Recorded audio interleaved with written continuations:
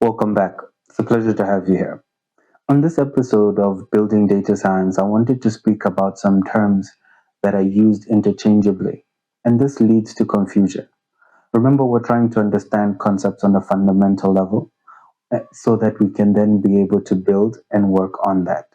But when these terms are used, it ends up confusing a lot of people, and people don't understand where do these parts combine together and where do they lead to. Also, when you speak about specific topics and you say, okay, I'm speaking about backpropagation in neural networks, which is a deep learning topic, was Richard Feynman, a physicist who believed that if you understand a topic well enough, you can break it down to the simplest form and explain it to a child.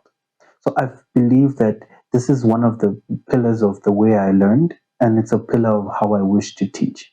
So when we actually get to using the terms, we understand where each term comes from, what it leads to, and also what it's being used for. I know I've gone on a quick tangent, but I think this part is so important because remember, I'm not only trying to teach you concepts, I'm trying to teach you learning frameworks as well. What is AI?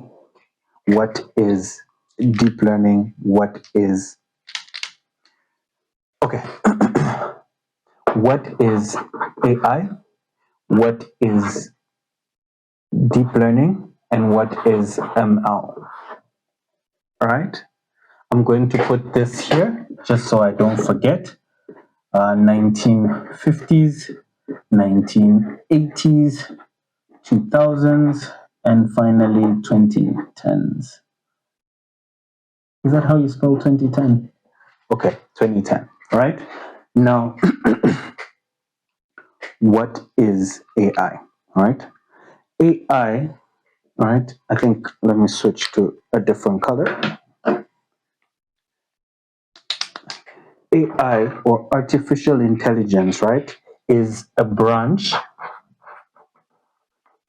of computer science that teaches systems how to mimic human intelligence.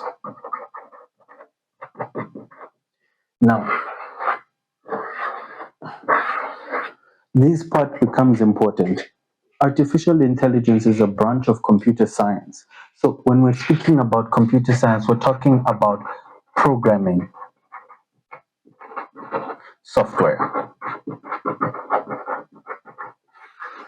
So we're giving a software a specific set of instructions to perform a task, right? But then artificial intelligence is a branch of computer science, a branch of programming software, where we're now asking systems to mimic human intelligence. That is artificial intelligence, right? That is what artificial intelligence is. Some are a bit more general and we can get more technical, but as I said, I'm trying to go with the scope of so that you understand where these ideas come from, how they interlink. Now, AI is a concept that has been studied since about the 1950s in different formats, in different versions. Some are earlier versions in different programming languages. Some people who've been in the industries were introduced to these ideas. They became a bit more mainstream in the 1980s. So some people were doing their papers there, right? Now, when you think about it, right? The idea of subsets. AI is the main, you could say the one at the top, right? Then underneath, we've got something called machine learning. Then inside, we've got something called deep learning, right? All right. I don't know if this helps to see it, to be honest. I don't know. Okay. Now, when we're talking about machine learning, right? Machine learning is a subset. I just put them upside down, but it's still fine. It's a subset of AI where we don't program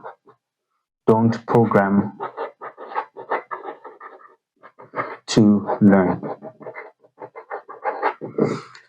Now, machine learning, right? How can I put it? Which would be a best way? I think I've put it in the right way. So you don't you don't program the software to learn specifically, right? So instead, now machine learning is a subset of artificial intelligence. So obviously, it's a system which mimics human intelligence.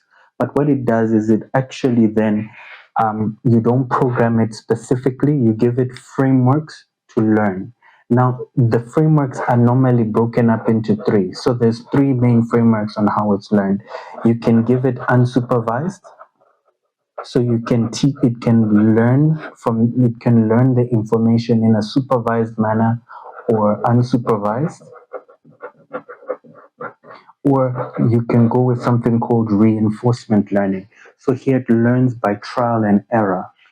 Here on supervised, you give it information, then you give it outcomes. Then using the data, it starts to learn from this. So it knows what the result is, and then you give it the input. So, for example, you give it the words, and then well, let me not go to large language models. I think that will confuse.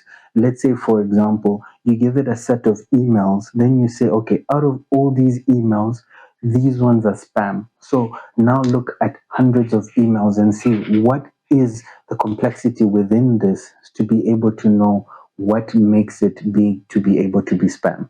So that's a way of where you can say it's classification, but that's now something which falls under this. But now I don't wanna, let me stop there because now I'm going too deep, right?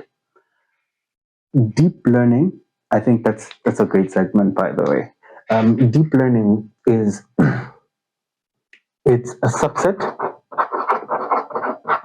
of ML. So this one uses something called neural networks.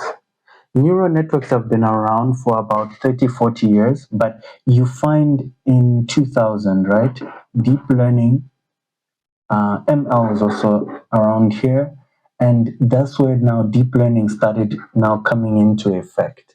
One of the biggest things with deep learning is there was something called the transformer in the 2010s.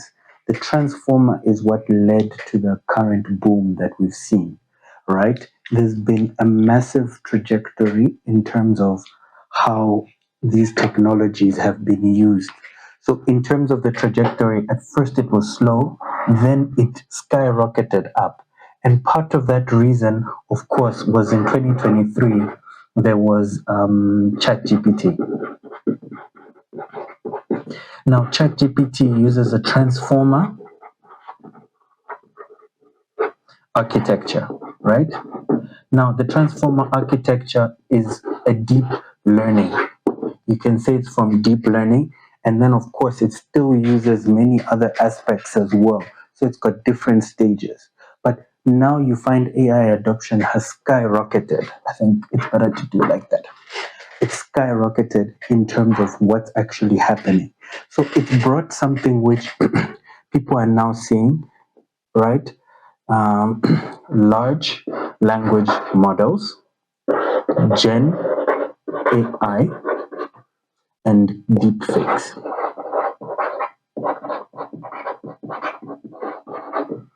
These are concepts which have arisen from the subset of AI, deep learning, and machine learning, right? Large language models, right? They predict the next token. Now, these concepts or these systems that mimic human intelligence, right? Part of the mimicking of human intelligence is language. Now, when we're speaking language, we're now talking about, okay, how do you actually have a conversation? This is what led to the chatbots. The chatbots became something that boomed. And as you can understand, this is a field which has been growing, interchangeably being used. And then you find that when you actually think about it, let's say, for example, when I say my name is Lubula, right? Let's just say my name is, first of all, what it does when we say token, is you break up the words, you understand what each word means. Then you understand what words normally come after the other. And then when a certain words which have been broken up as tokens have been broken up and put together, what is the highest probability of what comes next from what you've been trained on? That's where you find large language models come. So it's taking this idea of predicting the next word or predicting the next phrase from being trained. And that's what's led to chatbots like ChatGPT, which has been used. Now, when you think about it, the ChatGPT craze, right? You find has brought something which is also interesting because there's a term which is now known as foundation models.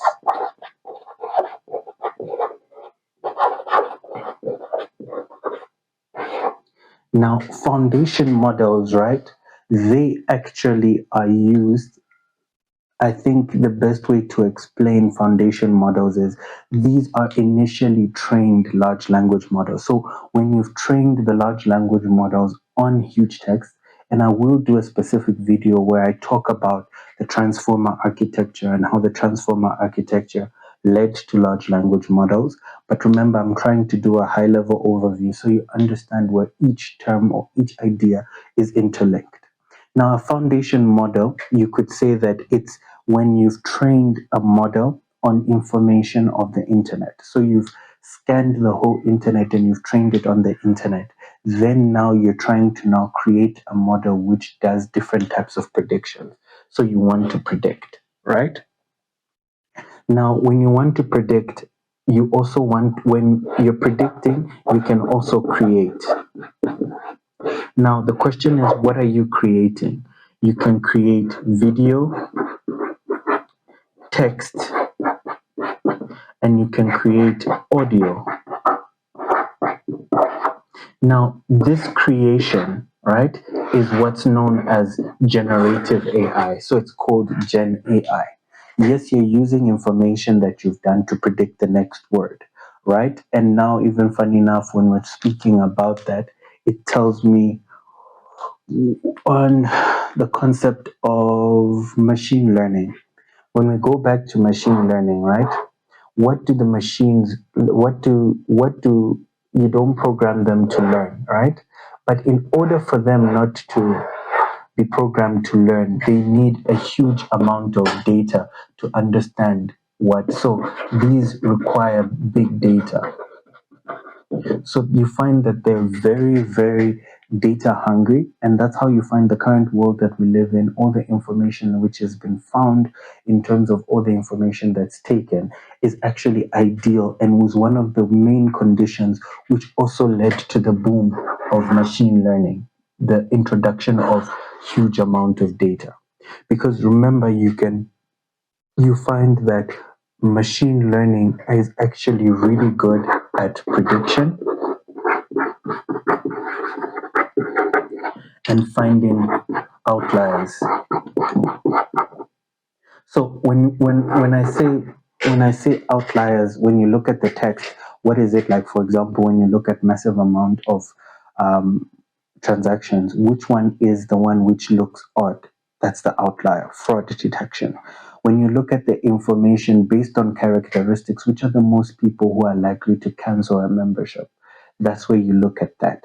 That's I know it's something I skipped, but I'm willing to go back to that. Right now, when you've got foundation models which you use to create video, text, audio, this is what has led to something which we're seeing now called deepfakes. So deepfakes is where someone can take the audio I use, they simply copy this video, remove all the video, and they train the model on the sound of my voice. Then you change the text to call my family members and say that I need money. Well, I need money, but that they must send money to somebody who's a scammer.